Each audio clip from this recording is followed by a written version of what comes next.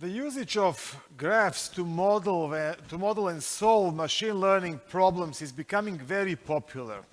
In the next talk, Chief Data Scientist at Authorize, Avi Aminov, will present us how they use graph ML to classify document sensitivity without looking at the content. Avi is joining us online. Avi, the screen is yours. Hi guys, good morning. Can anyone hear me?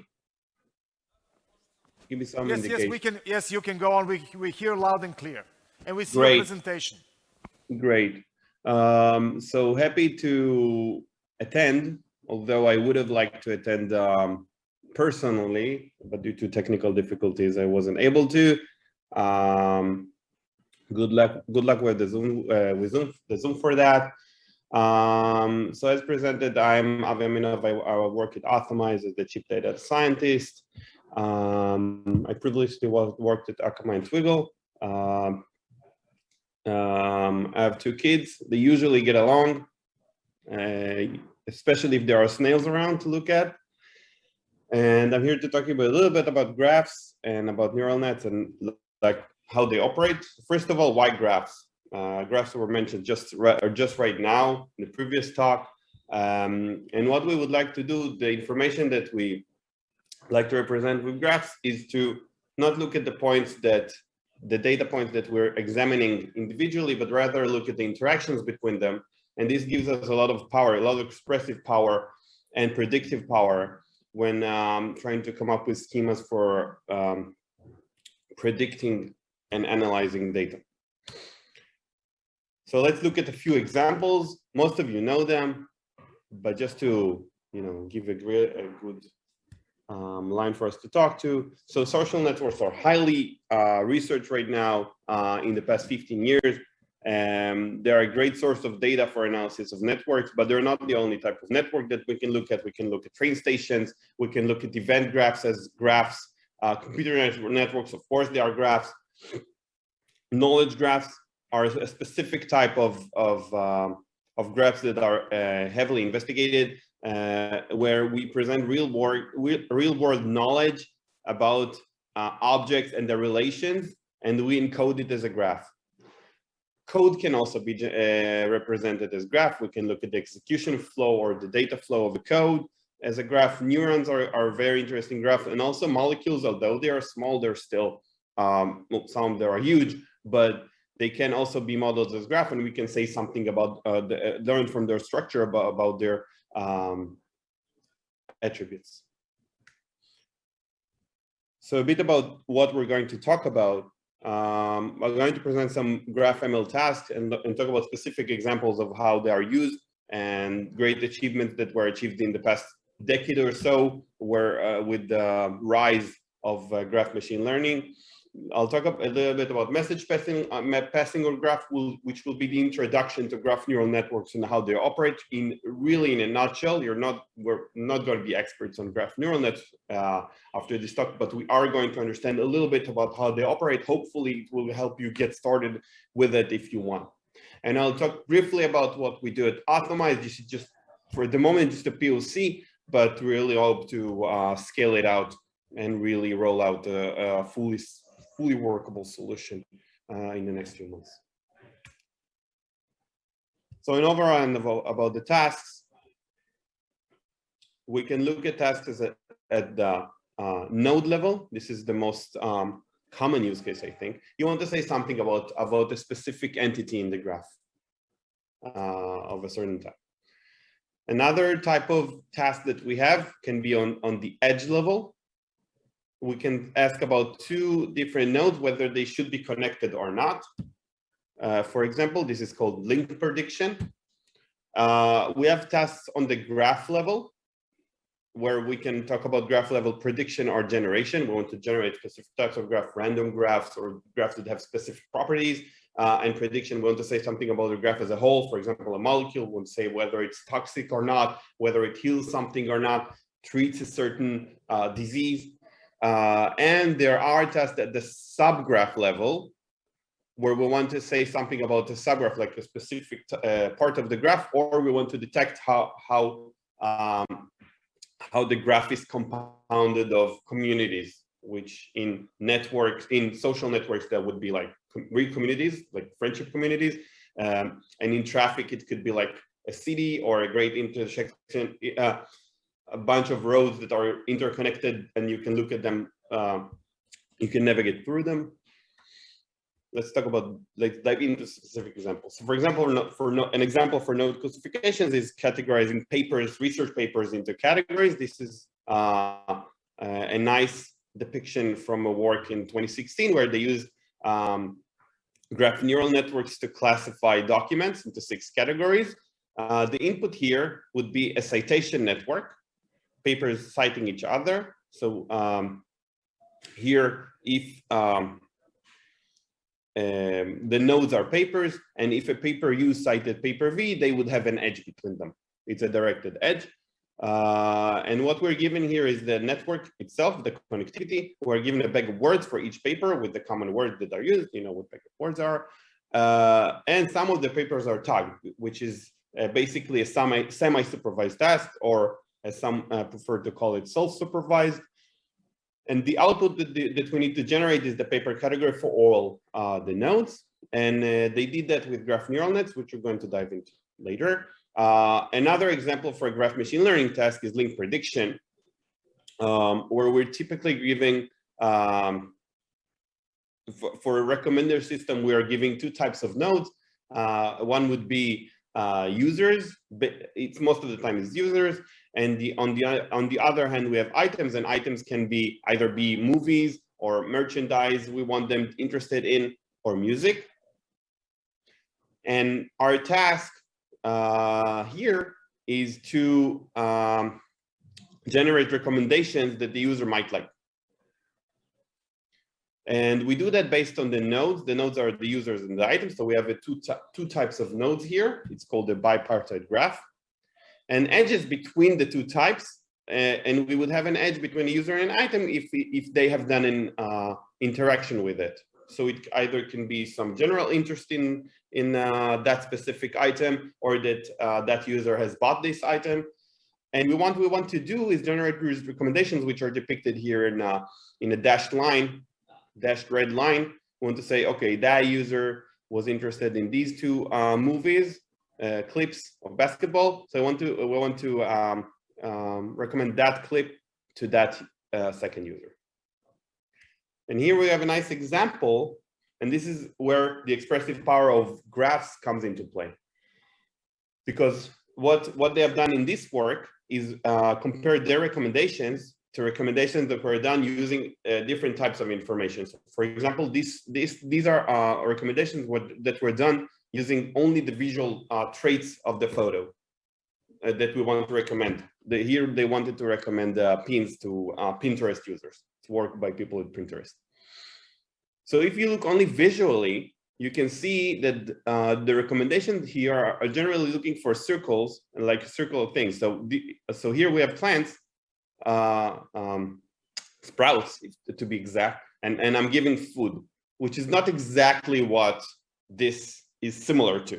Okay, if we want to generate a good similarity, this is not a good one.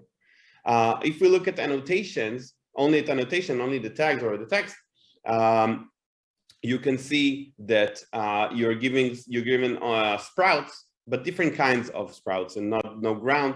But if you look at this only looks at the interactions themselves. But in this work, the pin stage, they looked at the node attributes, meaning the visual representations and the annotations, and they look at the connectivity data of who was interested in what. And they got really good recommendations showing sprouts and ground or maybe inside pots. And it's really much more similar to the original pin. And again, this is where the expressive power of the graph comes into play, because we use the node attributes and the relationships between the nodes to give better predictions and better similarities for the text that we're handed. Another example, and this is an example from my own life. At Authorization, we deal with authorization, like who has access to what or who should have access to what. And this is a very basic example of a link prediction. So let's say we have Bella, she's a team lead and she leads 3 people, and 2 of her people have access to certain data, which for the sake of argument, we can say that it's sensitive, so we don't want anyone to have access to it. And the question would be whether Anna should have access to it. And using link prediction and similarity, this is a very simple example. Like if most of the team has access to it, then it's probably something that the team needs in order to work. And we can safely assume that Anna should also have access to it if she has not been granted so automatically. And we can automatically recommend to assign it to her. So this was link prediction. Graph classification. Here we're giving, and again, we're given a whole graph and we need to say something about it. So predict some sort of an attribute. So and this is classic for molecules, and it has generated a lot of buzz lately with being able to go through many types of molecules, and even before you generate them at the lab, and you can predict whether they would have the characteristics that you're aiming for, and then decide whether you want to really test it in the lab, and you can save a lot of time and really shorten the time for drug engineering using these types of schemes. So here, for example, you're given molecules, and you can say, can it be used for antibiotic treatment? You can talk about types of antibiotic if you want to really go dive into it, and you're giving it and it boils down to a certain classification task, where for each such molecule you can look at a bunch of molecules and say whether they are antibiotic or not, and feed it to the algorithm to say at the end whether it can be antibiotic or not. So these were like the basic usages that we can use, and it doesn't have to be graph neural networks to solve these things, but they are solved by graph neural networks. And let's talk a little bit about message passing algorithms on graph. In specific, I'll talk about one specific, very simple algorithm, which some of you might know. It's called label propagation. So it's the simplest form of message passing, where we're passing messages from each node to the other. It can be used for semi-supervised learning. It's an iterative algorithm. We run it a few times until we converge. And it's also useful for community detection. Not really important for now how, but if you want, I can dive into it later. So how does it work? At the start, we mark the labeled nodes. This is what we see here. So suppose we have only these 2 labels, and then we start propagating. This is what the iteration does. So with each iteration, each node prepares a message to send to its neighbor. In this case, the message would simply be, this is my label. And then each node, including the nodes that have sent the messages, the initial messages, they update their states based on the incoming messages. So the simplest form would be to take the majority, and then, for example, each node here would say, okay, most of the nodes that have passed messages to me or passed me red messages, then I'm going to turn red. And then you run this a few times until you converge, or until you exceed a certain limit, because sometimes it's hard to converge. But in most cases, this algorithm converges, and it's basically stable. And again, if we want to use it for community detection, we would start each node with a different label, and then they would start propagating it, and some of the labels will be annihilated in the process, and we will end up with convergence to specific communities. Now, what we want to do is to take this simple form of message passing and really generalize it. In a way, this is similar to how convolutional neural nets started off by saying, okay, we apply convolutions to photos. This is how, for those of you who are veteran in this, this is how computer vision has started. where we generated the convolutions and all the features and feature engineering by hand. And now we have the convolution neural nets in deep learning, where we say, okay, we don't want to specifically say what types of convolutions should be run on the photo. Let the network figure that out. So here we want to generalize the message passing. So to generalize, we're saying first that the node information, which previously was just the label, it can hold some hidden state, some latent representation for the node, and each node would hold a different state, saying this is the state of node 1, H1, H2, H3, and H4. And at each iteration, the message shouldn't necessarily be the whole state. It could be some general function of the state. And instead of taking majority vote, we can take different aggregation. We can take the mean of what we're receiving. I'm talking now about how we update, how H1, for example, updates its state. So it doesn't have to be the majority vote like it has been in the simplest label propagation. It can be different aggregations. We can apply activation functions to make it nonlinear. And we can also combine the target node state. Here, the H1 doesn't have to only depend on the neighbors. It can also depend on itself. Mathematically, we write it as this is the message. Hij is message going from node I to node J, and it can be some function. It can be learned, and then the next state in the next iteration, the state of node I, Hi prime, would be again some function of the state of the previous state, some aggregation on the messages, and xi, which is just the attributes of the node. And here we see how the attributes of the nodes, the attributes of the edges, and the relationship are all taken into account when I try to figure out something about the specific node. So this was the preamble and really the basic building block for how we want to work with graph neural networks. So just to recap on the three pillars of deep learning and what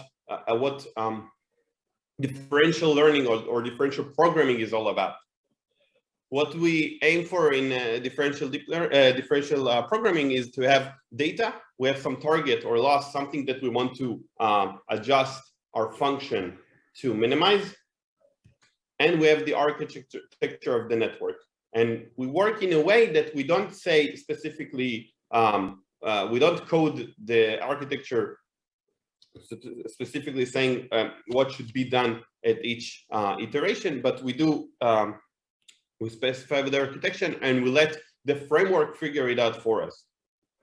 So given the data, and here it would be a graph, and some target, for example, if it's a classification, so we would have the softmax loss or all sorts of things. And the architecture, we can generate a deep learning scheme where we iterate over the network and really improve the weights to minimize the target.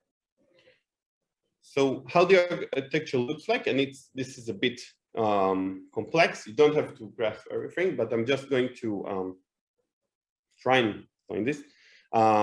So each node here is affected by the neighbors. So for example, here, in order to figure out, this is an example of a 2-layer network. And in each layer of the network, we have it's like one iteration of message passing. So if we want to figure out the state of for example, node A, after 2 iterations, like at the end of the network, what we do is we propagate back and we say, okay, A is affected by B, C, and D. And here we have B, C, and D. They're states at the previous iteration. And this goes through some function here, which will generate the message that is sent.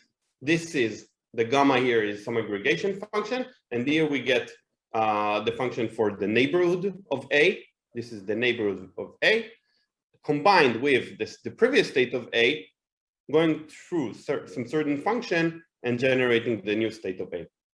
And going back, in order to receive the state of B, we're going back and we're saying, okay, who are the neighbors of B? A and C.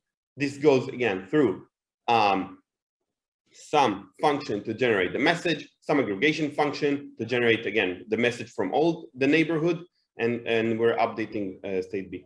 What's important to note here is that for each iteration, for each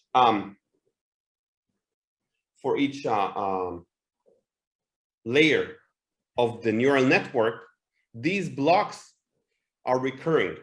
I mean, they're the same. This is the same function. We use the same message function for all the messages in that layer. And this is how the network can generalize to different types, different topologies of networks. And we can take this network that was learned on this neural network that was learned on one graph, and we can apply it on another one using the same transformations. What's effectively generated here is few types of networks, but again, the building blocks are all copied. We don't have to learn a specific type of weights for this one or that one or that one. It's all the same weights in each layer. But what effectively each node sees is a different network that generates the messages given to it. And again, the number of layers in the networks, and here we have two, would determine the amount of propagation that a certain message would do.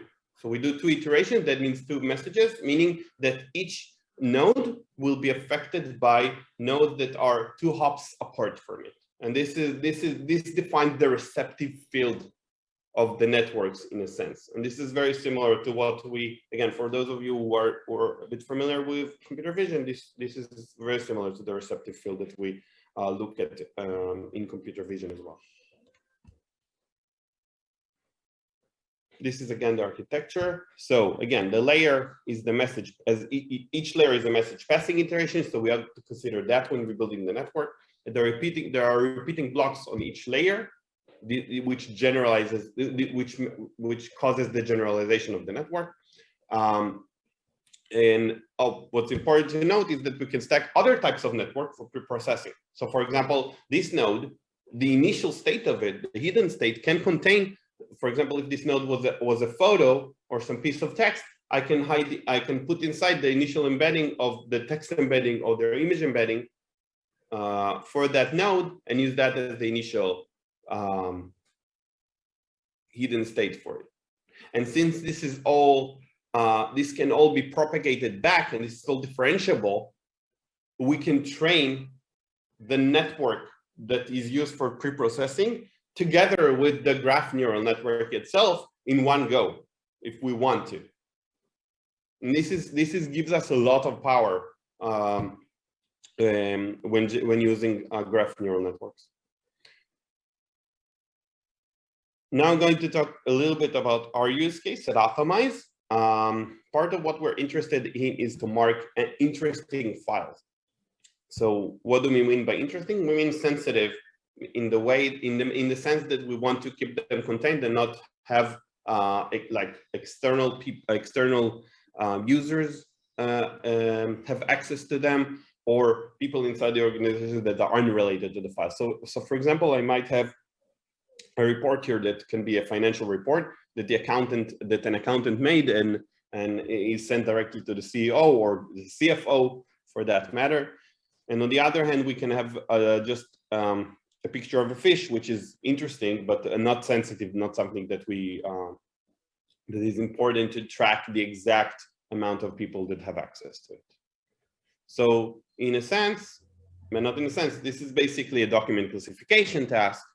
And there are types of sensitivity, but which I'm not going to touch upon. But let's say I want to do that. So basically what we did initially is to use a set of heuristics to understand whether a file should be considered sensitive or not based on the title and based on who accesses it. And then we tried fitting it into a graph neural net in order to figure out if it can add and maybe learn some specific patterns that we were not aware of. And it probably did, and it was able to uncover more documents that were not available in the baseline, which where we use the basic heuristics.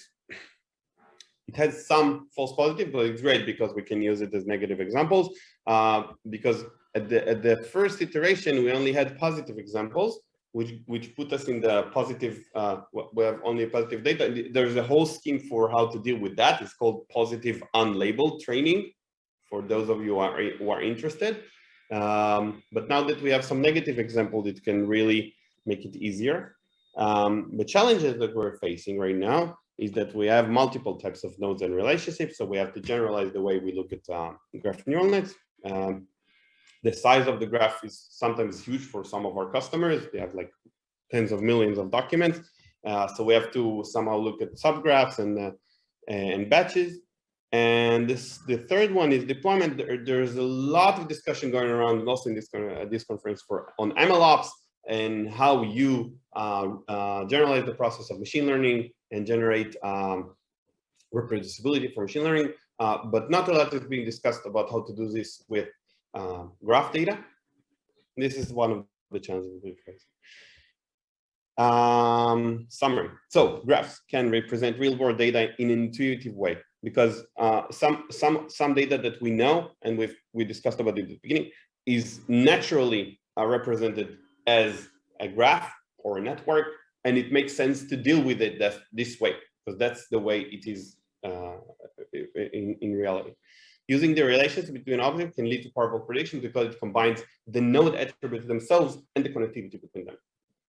And graph neural networks are essentially a generalization of message passing on graphs. This is the key takeaway from my end. It really helps to understand how they operate.